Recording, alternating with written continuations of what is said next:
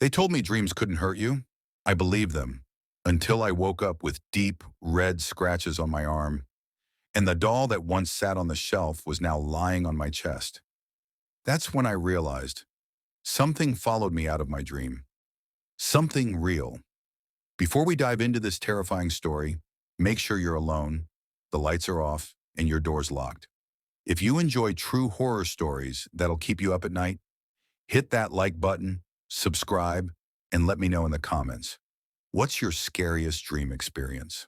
Now, let's begin.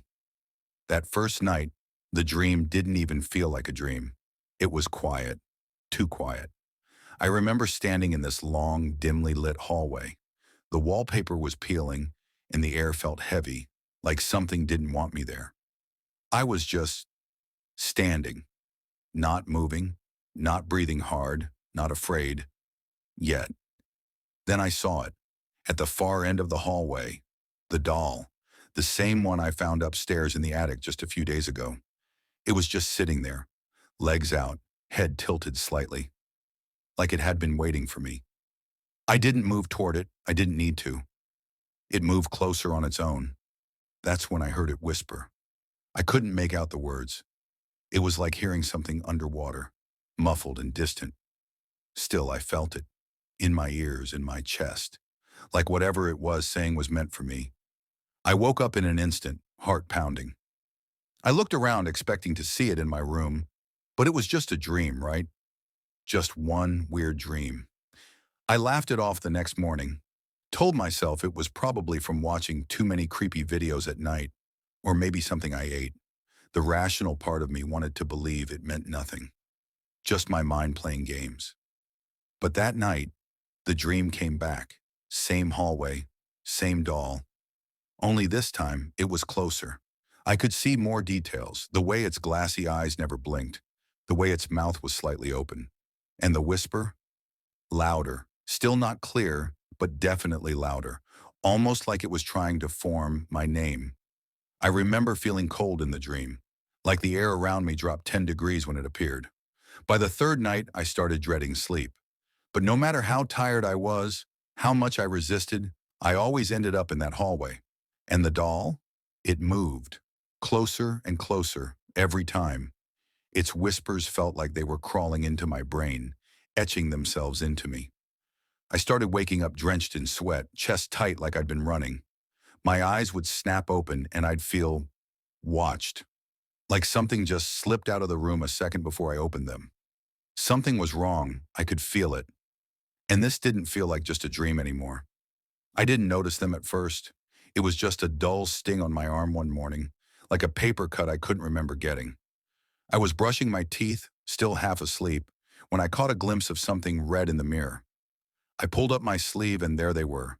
3 thin, angry-looking scratches running down the inside of my forearm. Fresh, raised, red. They weren't deep, but they weren't nothing either. I stared at them for a long time, trying to come up with an explanation. Maybe I scratched myself in my sleep. Maybe I caught it on something sharp around the house. But the thing was, I hadn't done anything the day before. I'd barely left my room. And the placement? It was like something had reached out and clawed me.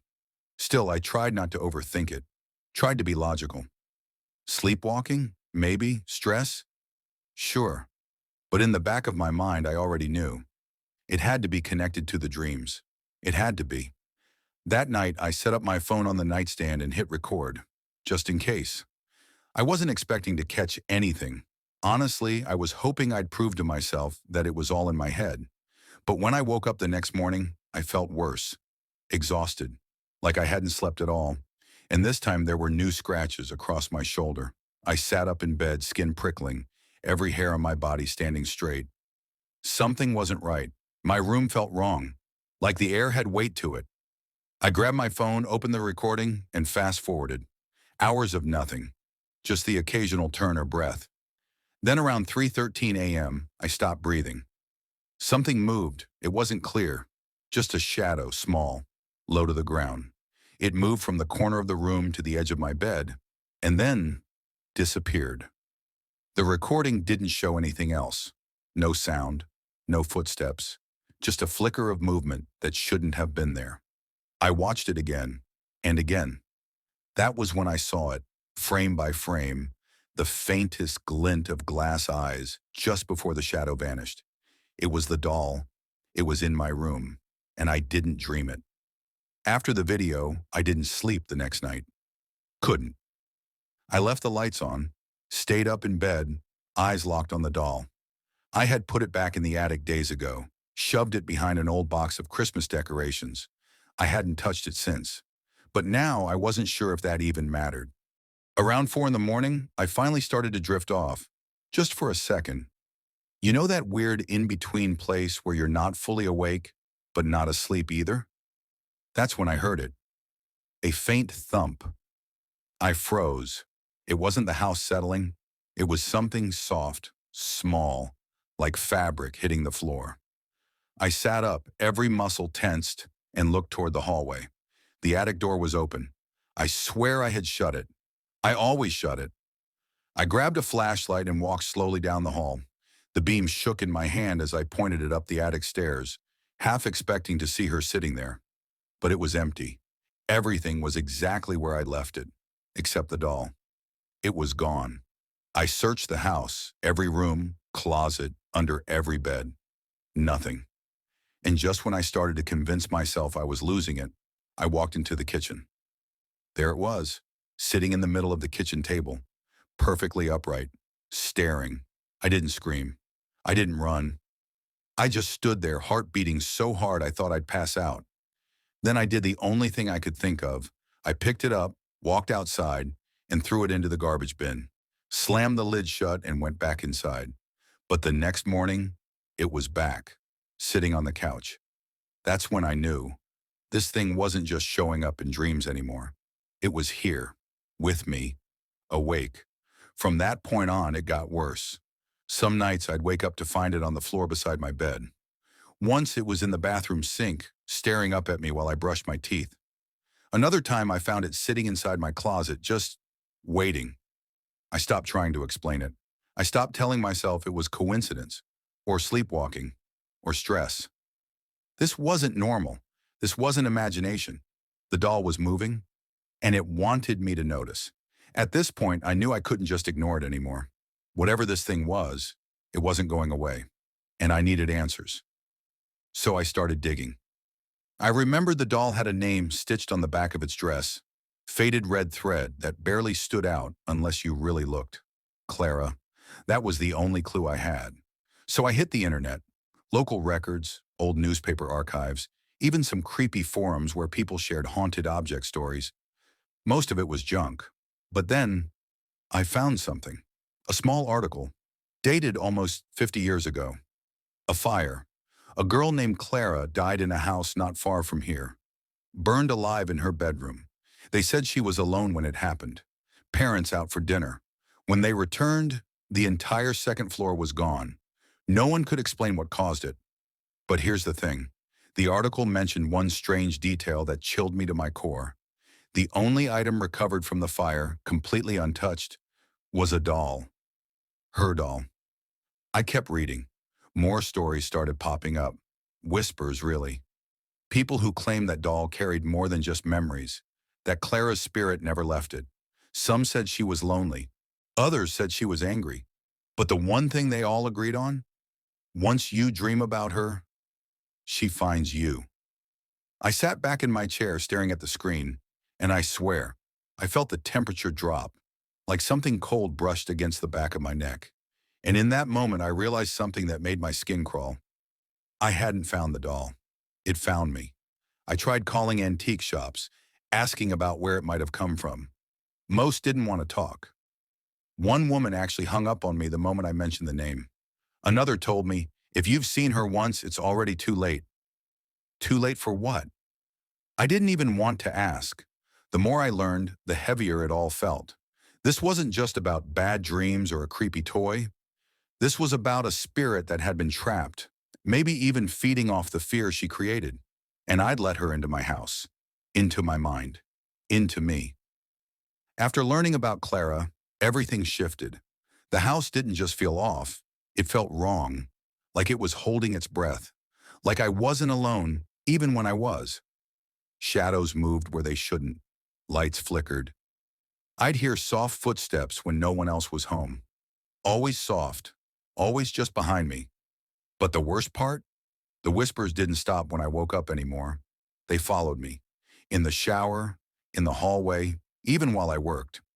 I'd hear my name, quiet, almost gentle, but insistent, like she was testing the boundary between worlds and finding the cracks. There were moments I'd be staring at a blank screen, and when I blinked, I'd realize an hour had passed. I had no memory of what I was doing, just this strange pressure in my head, like someone had been inside, moving things around. Then I started finding things I didn't remember placing. Candles lit in the middle of the night, mirrors covered with sheets, the attic door left wide open. One morning I woke up on the floor in the hallway, freezing cold with blood on my hands. Not a lot, just enough to terrify me. There was no wound on me. I checked every inch of my body, clean.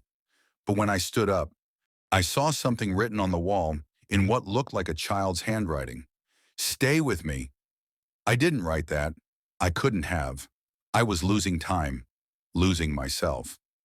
My voice started to change in recordings, lower, slower, sometimes overlapping with another faint voice underneath mine.